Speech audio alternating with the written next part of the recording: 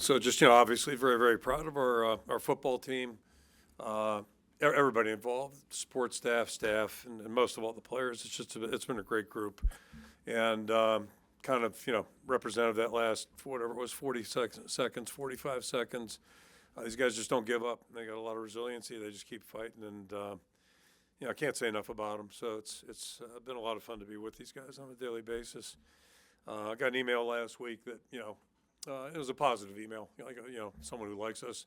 But he described last week's win as an ugly win, and I got a joke or chuckle out of that because, Big Ten football, November football, that's kind of the way it works. And the bottom line is football is not a beauty contest. It's not like gymnastics where you get style points. It's about find a way to be successful, find a way to win the football game, and our guys have really done a good job of that. So just extremely proud of them, happy for them.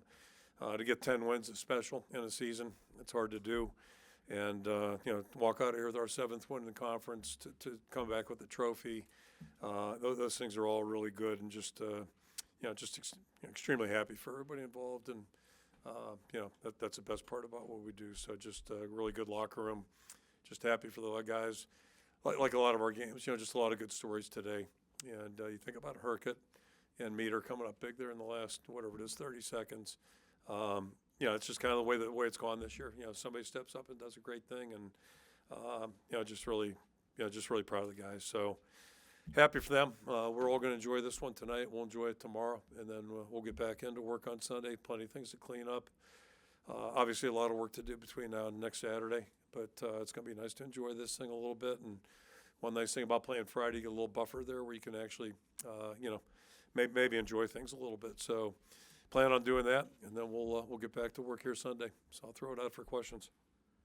Marshall Meter, sent him out, 4 seconds left. When the decision, what's your reaction to him stepping up, all of that? Not overly surprised. You never take anything for granted, first of all. I'm not going to play that card, but not overly surprised. And Drew just had a tough day today. He had a tough day. He's been a really good performer for us, and just so consistent. But the fact that, 2 kickoffs go out of bounds, that's not characteristic. So I just felt like maybe it was best to let him sit a little bit. And then the other component there was Marshall. Since he's shown up, he's a delightful young guy. He's just a really good, good young guy. He's had a great attitude since he joined us. And then he's really, performed really consistently. Both those guys have basically since we got going in August. So I felt like, we had a pretty good backup plan there. He doesn't quite have the range that Drew has, but what you see him do every day in practice, makes you feel confident, and that's how players earn confidence, and not only from coaches but from their teammates. And so I think everybody felt good, and it wasn't exactly the cleanest field goal I've ever seen. It looked like the snap might have been a little low. Torrey does a great job, getting it down, and but it made it through the uprights, and that's all that counts. And when he came in the locker room, you just see how the players feel about him. It was a pretty good ovation, kind of like the way they respond to Deacon. You can just tell they like him. But I think the reason they like him is they watch a guy perform in practice. He's a serious guy that cares. So, it's kind of how football works. If a guy's got the right attributes and demonstrates that, then people tend to have confidence in him. You talk about finding a way to win, et cetera. In your mind, how did it happen in the second half? It seemed like they had all momentum. Offense couldn't do much. Your special teams were kind of not characteristically Yep. great. Yep. How did you see you guys hang in there, I guess? Yeah, I mean, we didn't have a lot going at all in the second half that way. A lot of struggles, couple 3-and-outs, or 3 of them, I guess, 4 in a row. Yeah, 4 in a row. Had the ball on the 1-yard line the one time. So, it was kind of the opposite of the first half that way. And sometimes football swings that way. But, as long as you're still playing, you figure you got a chance. And then, we throw the pick. I think it was our first turnover. So that was a little concerning. But then, we come back and get the pick and, take it from there. And maybe as pretty a play as there was in my mind during the day was LeSean hitting that last run. And I don't know, it was like 12, 14 yards, but it looked like 70 to me. It was just, what was it? 22. So, I mean, that was a pivotal play just because of the range and a little bit windy and all those kinds of things. So, and we knew the run game would be like that today. These guys have done a great job. So we knew there's going to be a lot of ugly runs, and that is a proper term for that. But then if you stay with it, hopefully you pop a couple too. And LeSean's another guy that's kind of representative of our team. He had one of the worst plays of the season against Michigan State. And since that time, he's just played great. So really proud of the way he's bounced back, and just had a lot of confidence in him. When you look at Ethan Herkett and kind of the zone blitz that was called on that play, I mean, what was kind of your vantage point from that, and what did you think of the play call before it actually happened? Well, I mean, I don't second guess calls. First of all, offense, defense, or special teams, and our guys do a great job there. But that's a tough thing. It can be a tough deal if a guy is hitting a little bit of D lineman that pops out. So yeah, just it was great timing. Great opportunistic play, and then he looked pretty good run the football too. And I was just telling somebody there, I go back to when Reese and I went to Xavier High School when he's an underclassman, and Reese was telling me thought he might be as good a player as it was in the state as an underclassman. I asked him the question. I said, so why aren't we offering this guy? And then Reese is really tentative on all that. He has to talk to the 8th grade nurse and all that stuff before he can do anything. But it's we didn't know if he had the speed to be a linebacker, and Reese was concerned about that. But a lot of those guys make a pretty good D lineman, and Ethan's just a high motor guy and a really smart player. So it was a great moment for everybody. When Marshall was in the portal, just how did you get connected with him? Yeah, the kicking world's like a whole different world. And it's like quarterbacks. I mean, now we're in the portal era, but kickers and quarterbacks, because again, only one plays typically. They seem to be a little bit more apt to transfer or whatever. And I'm still not quite sure why he did, but he came in on a visit and really impressive young guy. He did a nice job at Central. So he wanted to leave, and I'll tell you, we're thrilled to get him and really glad he's here. So. Yeah, I don't know the full backstory on that, but the kicking world's a little bit different. Kickers, and then you got the punters. Now you're going, intercontinental, so it's a whole different chapter too. Kirk, over the years, your teams have been excelled in these being comfortable in the uncomfortable. This was kind of to find this stuff. How do you coach that? It starts with getting the right guys. You got to get guys that have a competitive nature and that are tough-minded. Because that ultimately the game comes down to that. And then I think just again, if you look historically at our program, I'm going way back.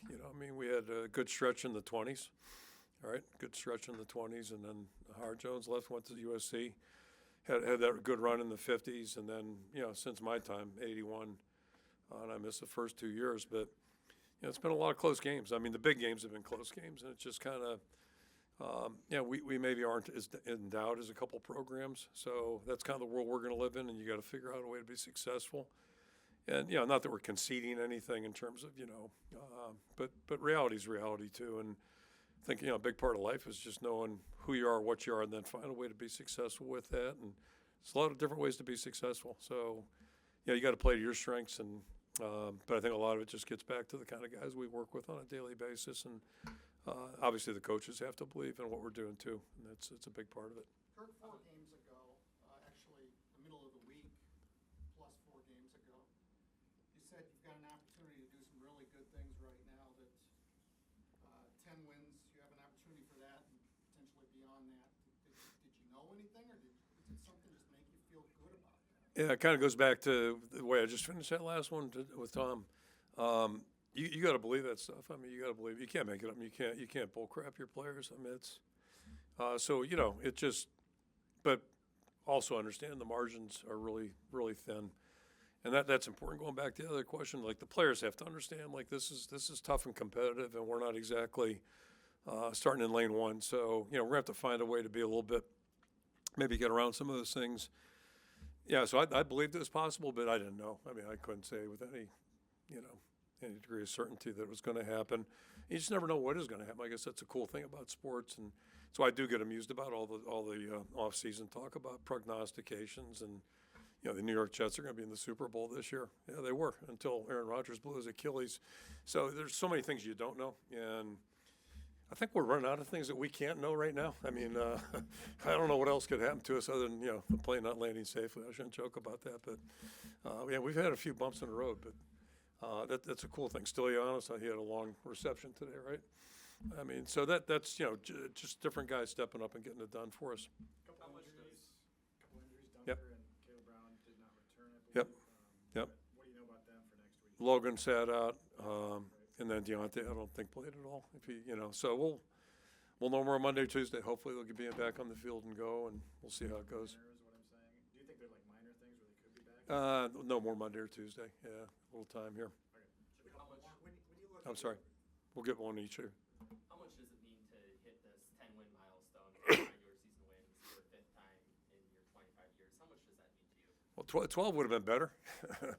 We've only done that once, and that's hard. I can tell you that. But yeah, it means a lot because it's the best we could do after losing to. I won't go down that road. We got screwed. Okay, I'm just going to tell you we got screwed in that one by the replay system. I'm still not happy about that, quite frankly. So that's a different discussion for a different day. But nonetheless, it was a good season, and just really, it's special, really special. And I don't ever play that card, but I'm playing it right now. That's still the most ridiculous thing I've seen in the last quarter century. Okay, and take that replay stuff and blow it up, start over again. I mean, we were trying to make this stuff rocket science, and it isn't. It's football. Okay, I don't know if I can top that one, but. Yeah, I mean, here's the other point. So we talked about the officials pregame, right? Since that game, still nobody has told us you can't do this. That's a fair catch. Over the head, 2 waves. It's just, it's like, oh yeah, that happens all the time. That's a bunch of shit, I gotta tell you. Unbelievable, okay. Well, my question's, How do you defend that? That's my question. That's what really kind of ticks me off. How do you defend something like that? Anyway, I get it. first half you guys. That's history too. I ain't coming back. So I get that too. I'm old enough to know that. And I'm old enough to remember when replay got started, the whole context was if some official got screened, there's an obvious mistake, correct it, let's move on.